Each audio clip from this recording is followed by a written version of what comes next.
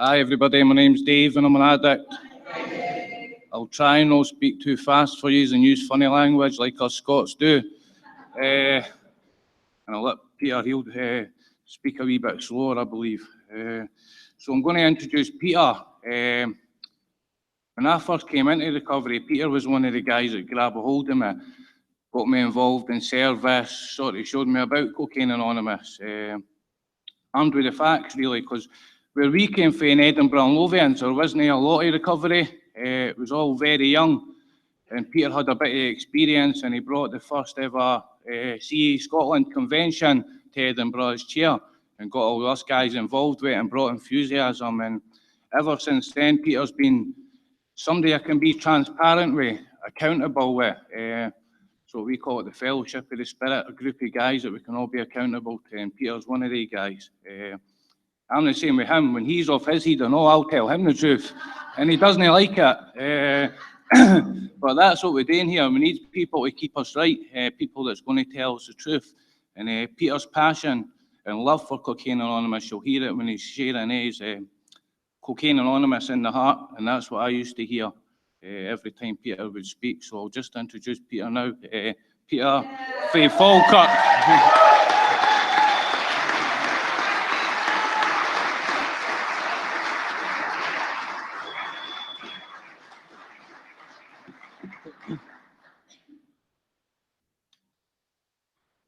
Hi everybody, my name's Peter. I'm a recovered drug addict. Excuse me.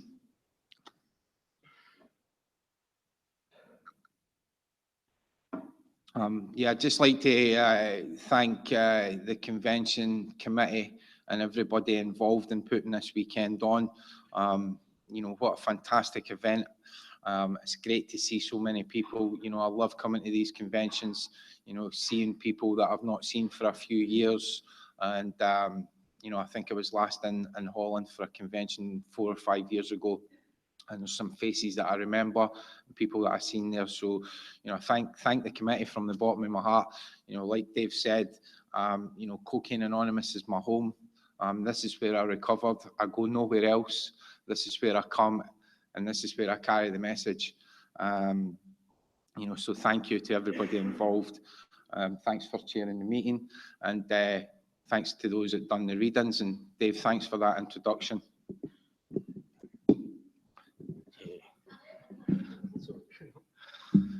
Excellent. It's good not to have to bend down. So yeah, thanks for that introduction, Dave. You know, I love you like a brother. You know, I got into recovery in Brighton, and that's where some of the Sussex crew in the back there. You know, and that was great as well. You know, like Katrina and Dave I've not seen for a little while, and you know, catching up with them earlier and chatting with them about how it was in the early days when I first found Cocaine Anonymous and first found recovery.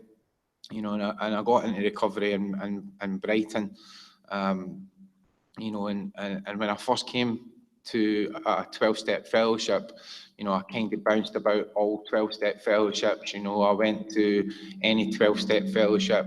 You know, I even went to Codependency Anonymous and left with a relationship after one meeting. You know, that's the truth. And you know, the thing was, I never found a home. I never found something that I really felt part of. You know, I went to Alcoholics Anonymous and I called myself an alcoholic. I went to other 12-step fellowships and called myself codependent or an addict or whatever other people were calling themselves. You know, I'd just go along there and call myself that. You know, and Cocaine Anonymous done something for me when I came back just over 8 years ago now to the Big Book study on a Wednesday night in Brighton. You know, I came back into that meeting, and Cocaine Anonymous done something for me, and it gave me something that I'd never experienced anywhere else before. I remember the first time that I sought help for my addiction. I was in a 12-step recovery treatment centre, and everybody told me that I was an addict. You know, I had been hearing that for many years. You know, the first time that my mum came to visit me in an institution when I was 16 years old, she was crying and saying to me, you really need to stop doing this because you're going to kill yourself. You're a drug addict, or at that point, you're an alcoholic. What Cocaine Anonymous done for me, and I hold this dear to my heart, one of the most beautiful things that it done for me was it allowed me to make that decision for myself based on my own experience. Now that is beautiful. Nobody, when I came here, nobody sat me down and said, you're an addict and you need to do this. They said, what we can do is we can show you a few simple things in this big book, and you can ask yourself a few questions and you can make that decision for yourself. And, you know, I had never experienced that anywhere else before. So I'll talk a little bit about some of those questions and some of those answers that in a little bit, but, you know, I'm hopefully going to talk in a general way about what it was like, what happened, what it's like now. You know, and I'm hopeful that most people can understand me as well. You know, like Dave said, where we come from, we use a lot of slang and speak really fast. We say things like, I didn't ken what I'm talking about. And I'm not going to, hopefully not going to go down that road. Having lived in Brighton in the south of England for 15 years, you know, I've kind of developed a little bit. And I also lived in America for a year. So apparently you guys can understand Americans better than you can understand Scottish. So my wife's American. I can maybe do a little bit of an American accent. All right, now we're going down to get some fried chicken. Some collard greens and grits. Yeah, that's what I'm talking about right there. Some of the American crew.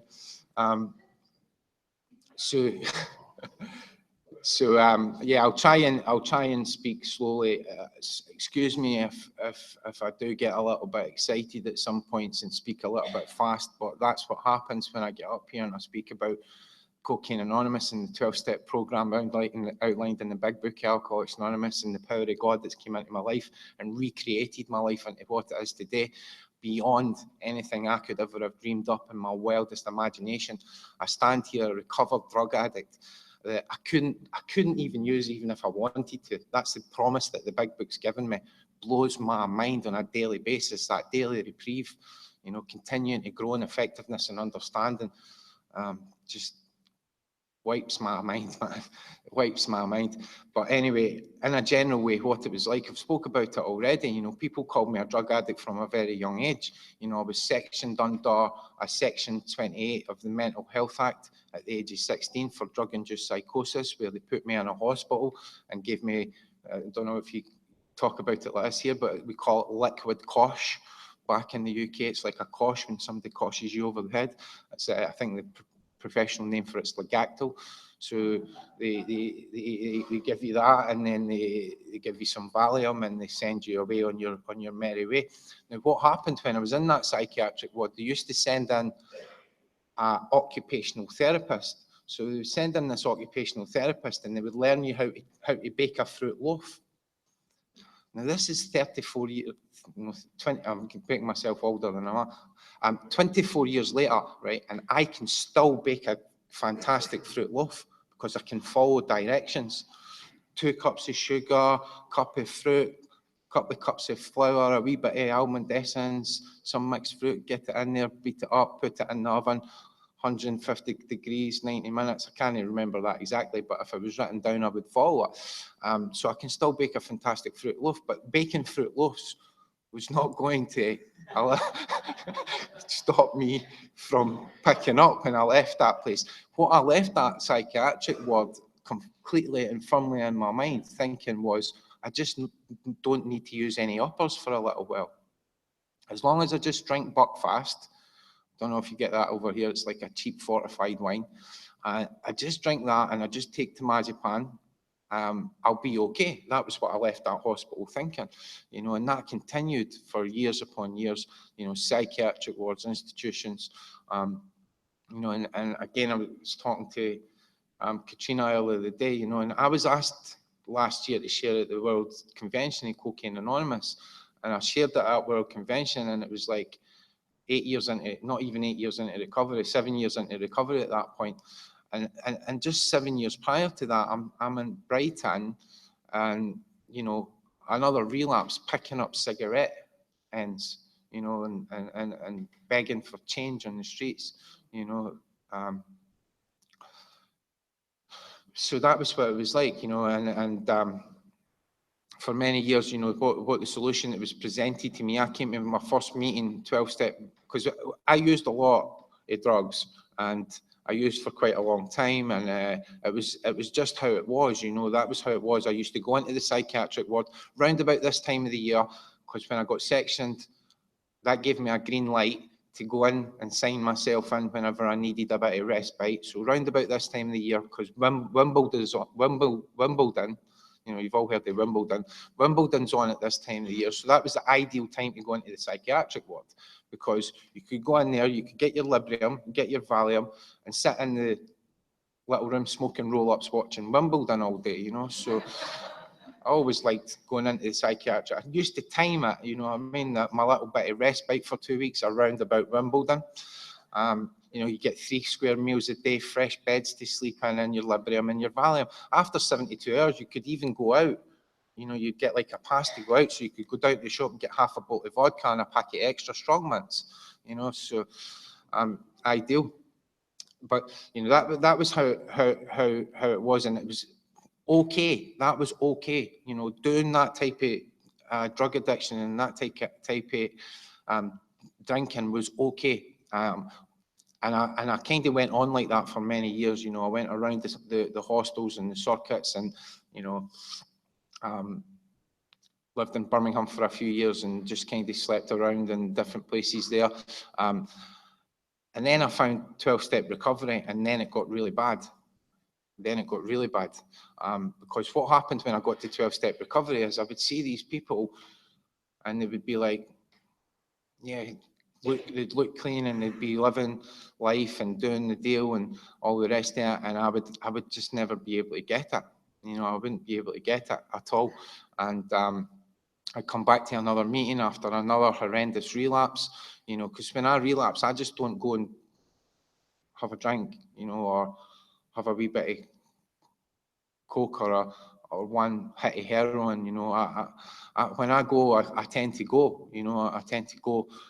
So I'd go and I'd have another relapse, and I'd come back, and, you know, some well-to-do, well-meaning people who are still some of my best friends in recovery now, some of the people that I really regard as friends, would tap me on the back and say, there, son, it's going to be okay.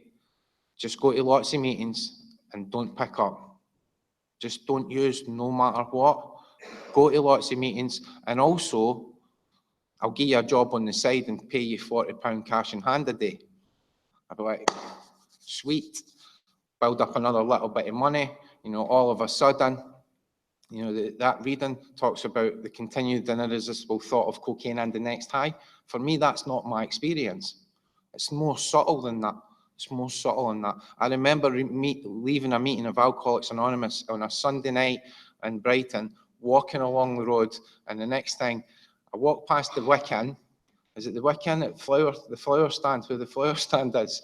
And I walked past it, not a thought of drinking. I just left the AA meeting, and the next thing I'm in, got a pint in my hand, and I'm drinking it. You know, it wasn't a continued irresistible thought. It just came. The thought just came. Suddenly, the thought crossed his mind. You know, just like the story and more about alcoholism. You know, if he just puts a little bit of milk in his whiskey, it'll be okay. You know, and that was how it was for me. The thought just came. I was drinking, and the next thing, I'm down on Brighton seafront, in the nightclubs, looking for drugs, getting high, and then waking up the next day wanting more, and then going and having more, because I suffer from a phenomenal craving which is beyond my mental control, you know. So, and that's how it was for many years for me, for 8 years. So I've got about as much experience. I've just celebrated 8 years of sobriety on the 17th of June. And I was coming to cocaine, well, I was coming to 12-step fellowship for 8 years prior to that. So I've just about got as much experience at what not to do as what to do nearly. So yeah, so it got really bad, and those 8 years were crucifying. They were terrible. I was seeing people that are still my friends today that have got 14, 15, 16 years sober, staying, and I just couldn't get it. I couldn't get it. Time after time after time, I kept on going and coming and going and coming. I remember doing a 9-month chair in Narcotics Anonymous, and I was smoking crack cocaine the night before. You know what I mean? And I'm sitting there doing a 9-month chair, telling everybody how I'm 9 months clean and sober, you know, and I'd been smoking crack literally the night before in a mate's house who had put me up after getting kicked out of the treatment centre for a special relationship. Because that's all treatment centres were about for me, really. It was about special relationships, you know what I mean? My experience of being in treatment centres is I could never complete them. I could never get to the end. I could never get that, you know, how you get to the end and you get that little thing, you know, you guys have all done it, and you like presentation and you get, you know, rounds of applause and everybody gives you affirmations about how good you've done. And, you know, I could never get there. I could never get to the end, you know what I mean? I think I kept going back to treatment centres just to try and get to the end of one of them. But I couldn't get there, you know, and I'd come to meetings and get kicked out and come to meetings, and I would just come looking for relationships. You know, I'd come looking for somebody to give me a job, make some money, because if I get the right pair of trainers, if I get the right girlfriend, if I get the right jewellery, you know, I was all about, I thought it was like another one of those Americans, you know, like trying to be from Harlem or something, you know, the gold chains and the gold wrist bracelets. If I could just get the right jewellery, the right girlfriend, the right job, the right amount of money, I'd be okay. You know, that was what it was always about. You know, I remember going to meetings and selling tobacco at meetings. You know, I remember going to meetings and selling fake designer clothes. You know, like, what is that even all about? You know what I mean? Come here completely broken, unable to look people in the eye. Within 2 weeks, I've shaved the hair off. I've got the new trainers. I've got the new top. I've got a can of deodorant. I didn't have to go through any airports, Alan, so I didn't get it taken off me. You know, so I've got the stuff again. Within 2 weeks, the ego's rebuilt itself, and I'm, you know, I'm the man. You know what I mean? So that was how it was. You know, I just didn't hear what I hear today. Now, when I came back to Cocaine Anonymous just over 8 years ago, I had completely and utterly changed from what it was when I first came here. When I first came to Cocaine Anonymous, it was pure and utterly, there was 2 meetings a week in Brighton at the time. It was an extension of another fellowship. At that point, when I went to my first meeting at Cocaine Anonymous, there wasn't even big books on the table. There wasn't even Cocaine Anonymous key rings or pamphlets at that point. And when I came back just over 8 years ago, the fellowship had blossomed and mushroomed. I went to a meeting on a Wednesday night. The first experience of that meeting, there was 6 people in that meeting. When I came back just over 8 years ago, the meeting had like 20 or maybe 25 people in it. And they were all talking about stuff like power, choice and control, unity, service, recovery, you know, lack of power being our dilemma. An inability to leave it alone, no matter how great the necessity or wish. You know, they were talking like this really strange language that I'd never really heard in meetings before. And it hooked me, man. It hooked me, you know, and like I said, people sat me down. I went to that meeting and I seen a guy who I had seen him coming in, and he wasn't in a very good condition, you know. He was a drug addict in my type, you know, and the real deal, as it talks about in the book, you know, the real addict. And I'd seen him coming in. I had a couple of months, but I had went and I came back. And at that point, when I came back, he had 18 months. And he came up to me after that meeting on the Wednesday night, and he was like, "You're going to work the steps now?" And I was like, "I work the steps when I'm feeling a little bit better." You know, he just laughed at me. He just laughed at me. He laughed at me. And then the next day we spoke on the phone, and I asked him to sponsor me, and we went through the program, you know, and I speak about this a lot. You know, I took my third step on Brighton Beach, you know, like in the past, if any sponsor, because I had went through steps 1 to 5 on many occasions, if any sponsors in the past had asked me to go down onto Brighton Beach in the middle of the day in the summertime and get on my hands and knees and say a prayer, I'd have been like, no way, I'm not doing that, because I didn't see the futility of what was happening in the first step, you know. So when I looked at the first step this time, you know, I looked at a couple of simple questions. If when I really want to, I find I cannot quit entirely, or if when using I have little control over the amount I take, that I'm probably addict, and I'm probably suffering from a condition which only a spiritual experience will conquer. And I looked at, no matter how much I wanted to, I couldn't stop on my own. I looked at things in the past that I had never looked at, you know, like I couldn't draw into my mind the suffering and humiliation of a week or even a month ago.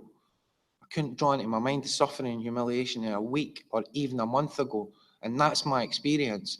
You know, Jim and Fred's story and more about alcoholism, I spoke about one of them. I'll speak about the other one. You know, he's a salesman for a business, for a concern that he used to own, and he's resentful at that. He's had some words with the person, you know, that he's now working for this business that this guy used to own. You know, he's resentful and he picks up. The other one is, you know, somebody spoke about it yesterday, and it's an apt place to speak about it.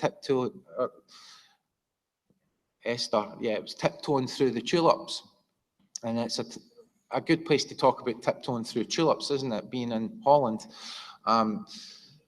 With rose-tinted spectacles on, you know, and that was the other story, you know. And I've had both of those experiences, you know. And I looked at that stuff in the first step, you know. I looked at when I put one inside me, it kicked off this phenomenon of craving, which was beyond my mental control. That was my experience, you know. When I got here, nobody said pray for the allergy to be removed, because I'm always going to be bodily different. They said pray for the obsession, you know.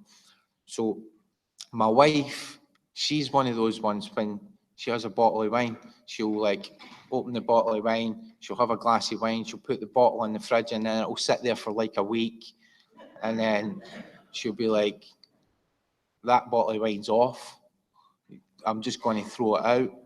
And I'm like, are you totally insane or something? She's like, yeah, no, it's been in there for a week. You know, so totally insane, you know. Like she'll go months without having a drink, and then when she does, she'll only have one drink. It's like, what's the point in that? I wouldn't even start drinking unless I knew I had enough money in my pocket to get totally smashed and then go and visit the dealer afterwards. You know, but that's the thing, you know. The big book talks about men and women drink essentially because they like the effect produced. It doesn't say that alcoholics or addicts drink essentially because they like the effect produced. Men and women drink essentially because they like the effect produced. My wife likes the effect produced. When if she's had a really stressful day, at work, and she's like, doesn't drive because she's an American and she won't drive in the UK. She'll be on the train home, and we get home about the same time, so I'll be driving home, so I'll get the phone call, you know, will you get me stop and get me a bottle of wine? So I'll stop and get her a bottle of wine, and then I'll get home and she'll open the bottle of wine and she'll pour a glass and she'll be like, that was nice, you know. You know, and then she'll sit down and relax and watch the telly and watch TV and have a bath and go to bed. And I'm like, it doesn't even, does anybody even get that? It's like, still scratching my head thinking about that. But, you know, that's the difference. Like, if I go and get a bottle of wine on the way home from work, and I'm like, ooh, that was good. Where's the next bottle? I've not even finished that bottle. Where's the next one? And then it doesn't get it for me, you know. That doesn't get it for me. So I go and visit the dealer and I get some of the drugs that get it for me, you know. And I'm not going to talk about the specific substance because it's really only a symptom of the conditions that I suffer from, you know. And I think when I start talking about heroin or cocaine, you know, because I'm a cocaine addict or I'm a heroin addict. I'm just a fucking drug addict. You know what I mean? Give me more. Give me more. Give me more. You know, I'm a drug addict, and when I talk about the specific substance, I think you know, we don't reach as many people when we talk about the specific substance. I'm talking about the feelings that come with that substance, the feelings of waking up in the morning of terror, bewilderment, frustration, despair, the four horsemen that come to visit when you're looking for that one in between that one and the next one. You know, that one and the next one? When you're sitting and you're lying in your bed in the fetal position, telling yourself that you're not going to do it again, and then within an hour you're doing it. You know? Terror, bewilderment, frustration, despair. The book talks about it in A Vision for You. It goes into it in more detail about the spiritual condition outlined in page 52, the feelings of misery and depression, of uselessness, the inability to be of help to others or even myself, that spiritual malady that I suffer from.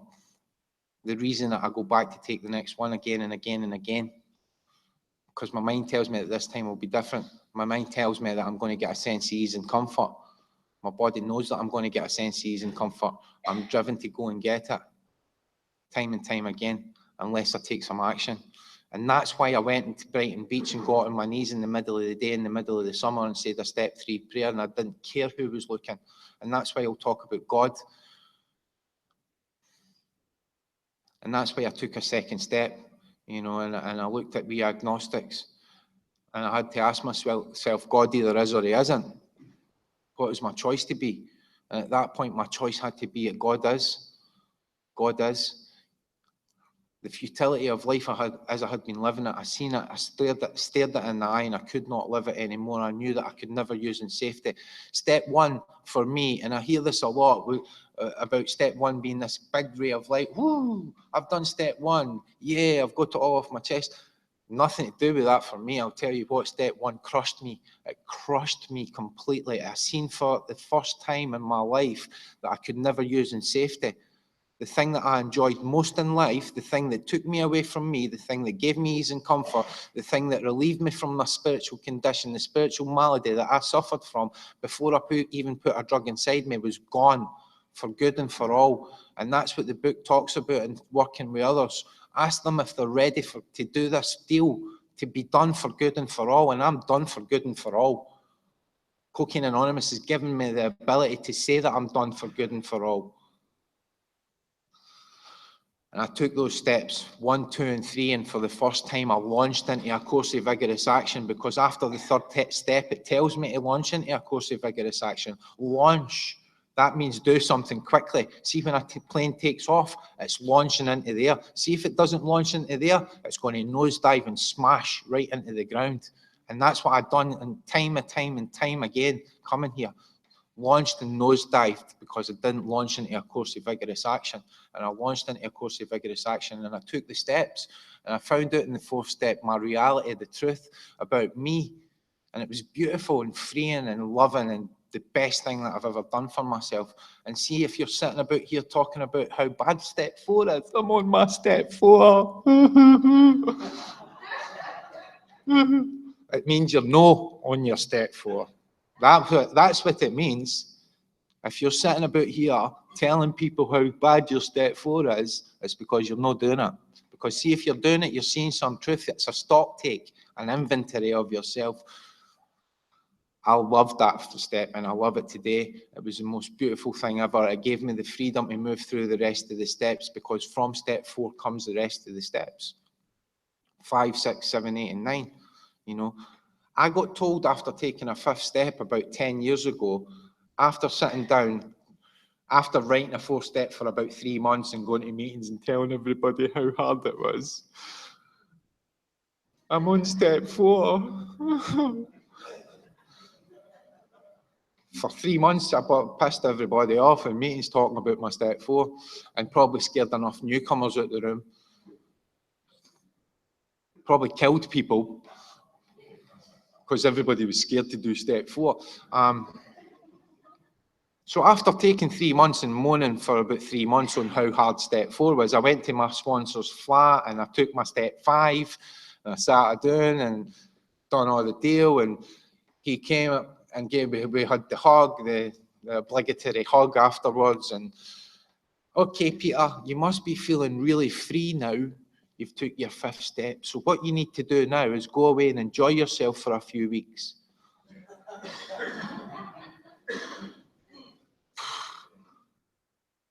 Guess what I done to enjoy myself?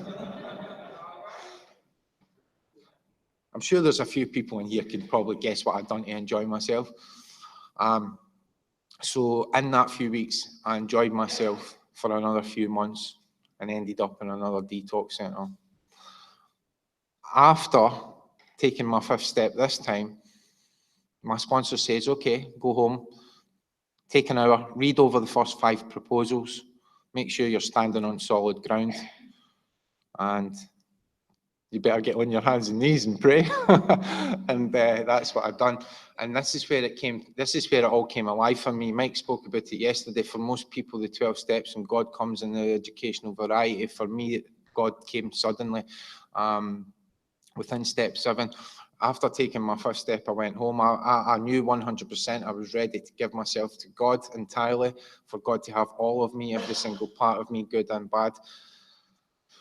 And God came to me suddenly. I was in a bed sit in Brighton with other people, and I got on my hands and knees and I said the step 7 prayer, and I felt clean. I felt the cold. I think Bill W. describes it as like the cold wind blowing in. His experience was after 3 days at the side of a hospital bed. My experience was at a few weeks down the line. In a little bed sit in Brighton, and I felt the cold wind blow in, and I felt free for the first time in my adult life, in my life actually, thinking about it, my first time in my life, I felt free. I felt God come in at my core. The great reality is deep down within us, and I believe that to be true for everybody. The great reality is deep down within us. I felt the power of God in my life. I felt freedom. I knew at that point I had recovered from a seemingly hopeless state of mind and body. From that day to this, I have never had a serious thought of using.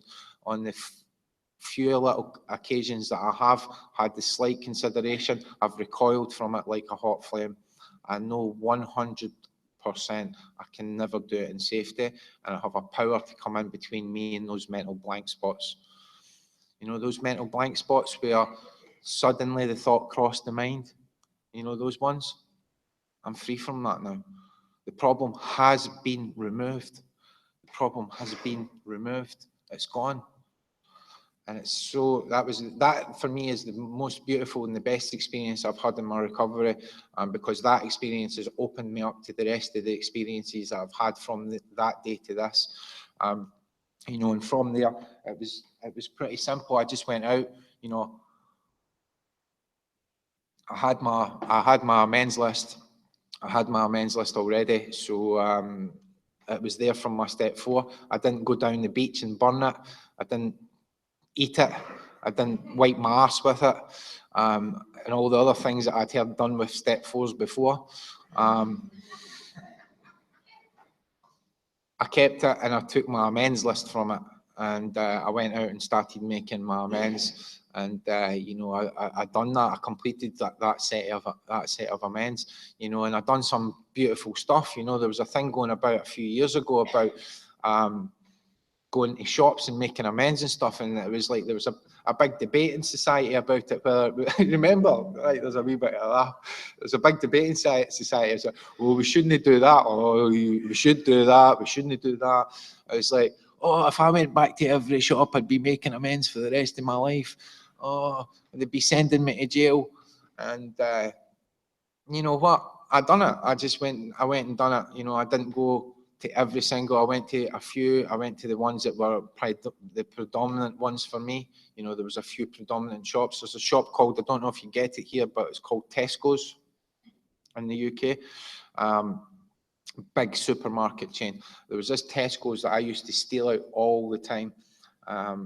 Bottles, back then it was like Mach 3 razor blades and Lynx deodorants and cheese and bacon and bottles of Jack Daniels, whatever you could get. You know, the best one for me was Anodine Extras, you know, packets of painkillers. You could just swipe the lot of them into a big bag, and the little corner shop would give you £1 a pack, you know what I mean? You could get about 50 or 60 of them into one bag. That's 50 quid right away, £50. So I went to the shop, and it was a strange experience. I said to the security guard, I'm here to make an amends. You know, I used to come into this shop regularly and shoplift, and he was like, what you doing? Scottish, old Scottish guy, you know what I mean? What you doing, son? You really want to do that? And he was like, wait a minute, I'm just going to go and get somebody. He didn't know what was happening. He went and got this little old lady that had worked in Tesco's for like 20 years, and we sat down. 3 of us sat down, and I explained what I was there for, you know, that I was living in a spiritual program, and how I was in recovery from drug addiction, and I was there to make an amends for, you know, coming into the shop regularly. And this little old lady who had been working in the shop started to tell me some stuff. She started to tell me some of her experiences of people like me coming into the shop, and it kind of really broke me. It really broke me. She's told me about how she had went through times where she was scared to come into work because this was such a regular occurrence in the shop. People coming in and threatening them, and how that took into her home life, and how that affected her at home and stuff. And it was really, really freeing. And guess where I can go shopping now? Tesco. Exactly. I can walk into Tesco's a free man. How fucking free do you want to be? Excuse my language. How free do you want to be? I can go, I live back in my hometown. I lived in Brighton for 15 years. I live back in Falkirk. I can go into my hometown Tesco's shopping with my 2 little children without any fear that somebody's going to come up and tap me on the shoulder and say, we recognise you.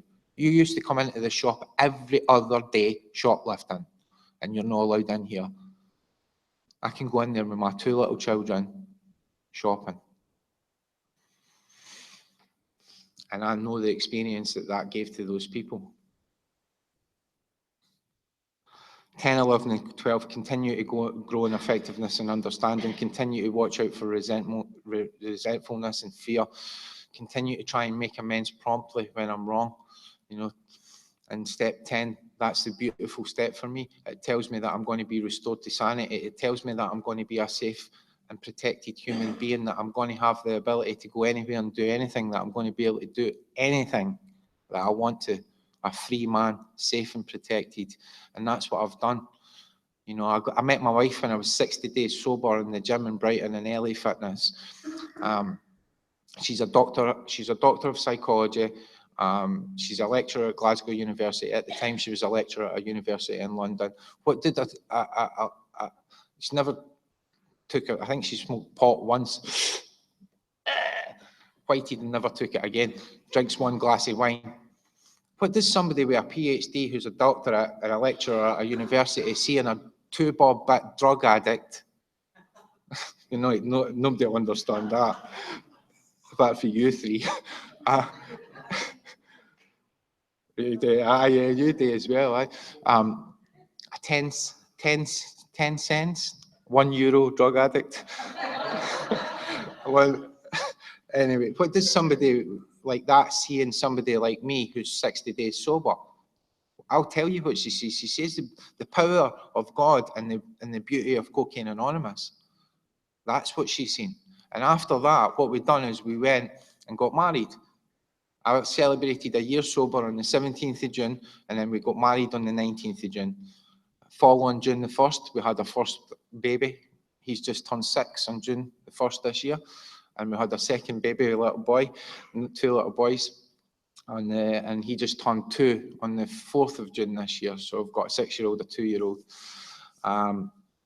In recovery, you know, my wife and my children have never seen me drinking and using drugs. And that's, for me, blows my mind as well.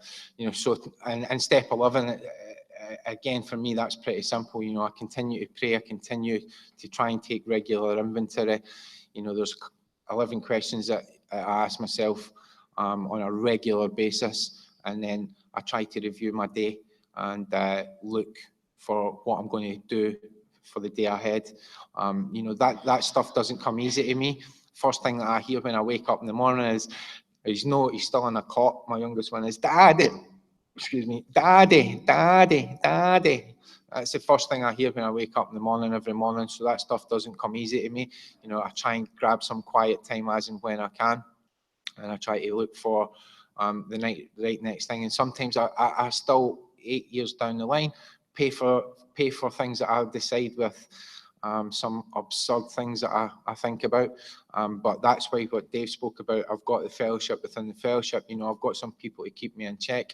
You know, I've got some people that I can go to, that I can talk to, you know, about stuff, about my stuff. Because I didn't come here and do it. I'm not going to come here and do it. I've come here to try and carry a message of hope, faith and courage. Try to come here and tell the new man or woman walking through the door that you can recover. You know, that there's a 12-step program here outlined that will give you a life that you could never dream about.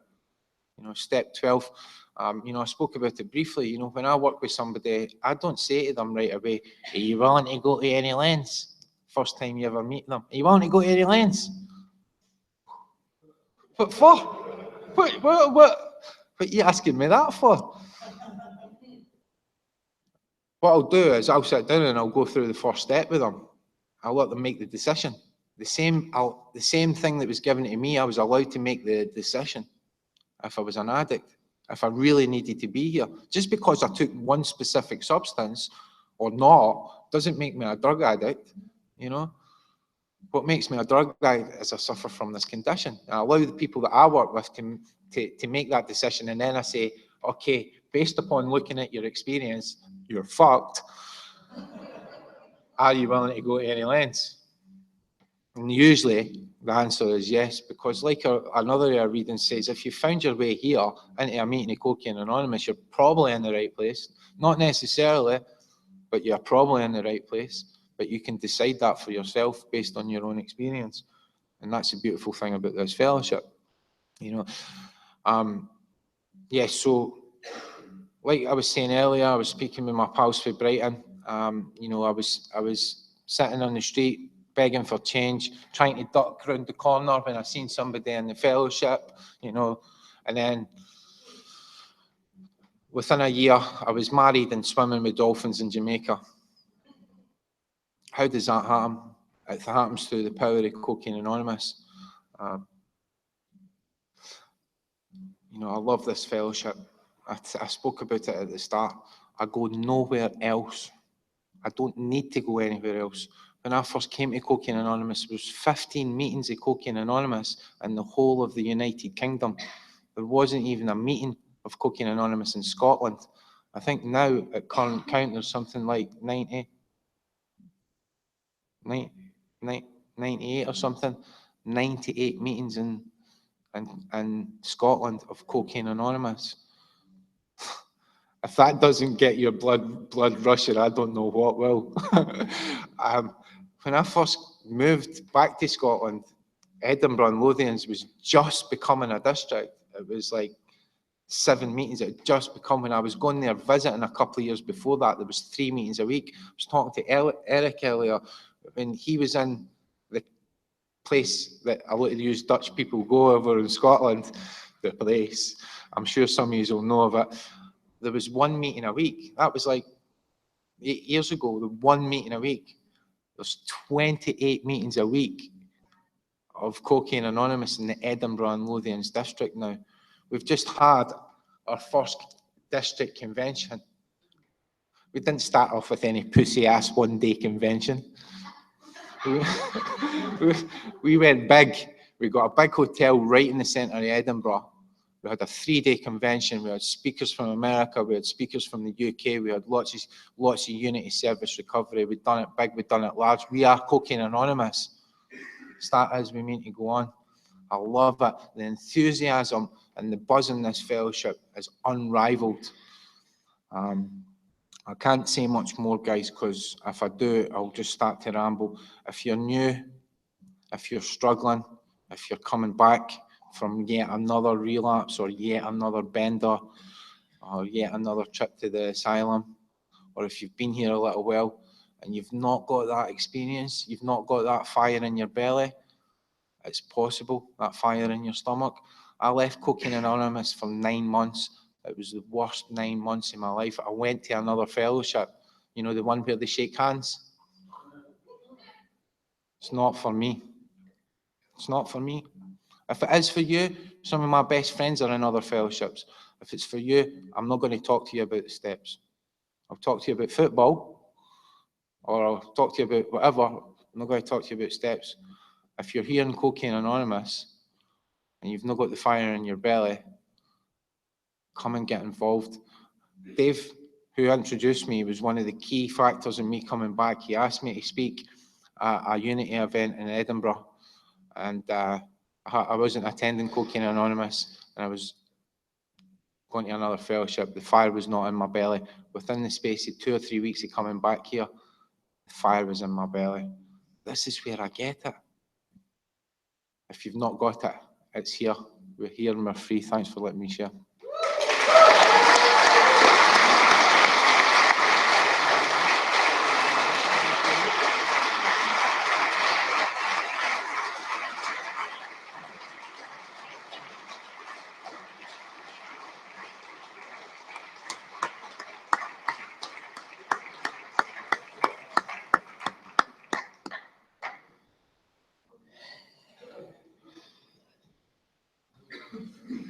Wow, thanks, Peter, for your amazing share. I would like to close by having somebody read Reaching Out. Would you please come to the stage?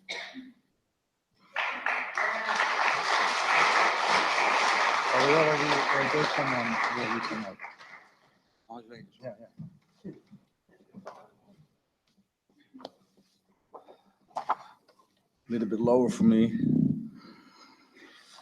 Wow, Menno, I'm an addict. Peter, thank you for your amazing share. In the beginning, you were right about the Scottish, the beautiful Scottish. In the beginning, I thought I was in the wrong hotel because you talked about Cooking Anonymous. And I thought, well, where is the Cooking Anonymous? So it was about the Cocaine Anonymous. So I need to make a little bit of translation in my head from Dutch to English, from English to Scottish. But okay, you brought back the fire in my belly. Thanks a lot. Reaching out. I made it into this program because someone else worked a 12-step on me. Someone passed it on to me. Someone was out there, and after they got clean and sober, caring about others. I need to never ever forget that. Had they simply gone on with their lives and forgotten about people like me who are still out there using and suffering, I wouldn't be here today. My gratitude begins with that fact. It is with that gratitude in mind that I reach out to others, especially the newcomers. I need to have them in my life. That is where my spirituality begins. For me, spirituality comes from caring about others, about having found that the more I focus on improving the quality of the lives of others, the less I'm into myself and my own will. I feel a freedom and peace from within. The gifts I'm beginning to receive in my life are greater than I could ever have imagined. Something else I have done is that I have forgiven myself. I have forgiven myself for being an addict. I've forgiven myself for all the damage that I've did in my life and to my physical health, to my career and my finances. But most of all, I have forgiven myself for all the horrible, negative and unloving things I have felt about myself. It was not until I suffered, it was not until I offered and accepted my own forgiveness that I was truly able to grow in my sobriety. Thank you.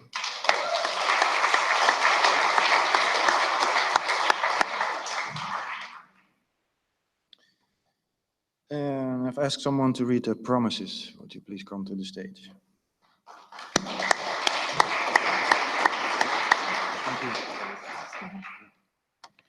Hi, my name's Karen. I'm an alcoholic and I'm an addict. The promises. If we are painstaking about this phase of our development, we will be amazed before we're halfway through. We are going to know a new freedom and a new happiness. We will not regret the past, nor wish to shut the door on it. We will comprehend the word serenity, and we will know peace. No matter how far down the scale we have gone, we will see how our experience can benefit others. That feeling of uselessness and self-pity will disappear. We will lose interest in selfish things and gain interest in our fellows. Self-seeking will slip away. Our whole attitude and outlook upon life will change. Fear of people and economic insecurity will leave us. We will intuitively know how to handle situations that used to baffle us. We will suddenly realise that God is doing for us what we could not do for ourselves. Are these extravagant promises? We think not. They are being fulfilled among us, sometimes quickly, sometimes slowly. They will always materialise if we work for them.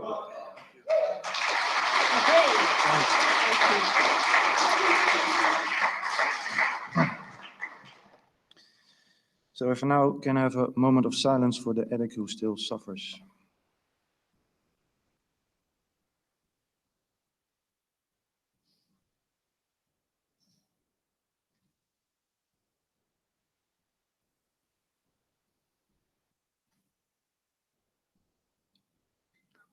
Thank you. All right, so let's form a circle, and Peter, if you will lead us into the Serenity Prayer.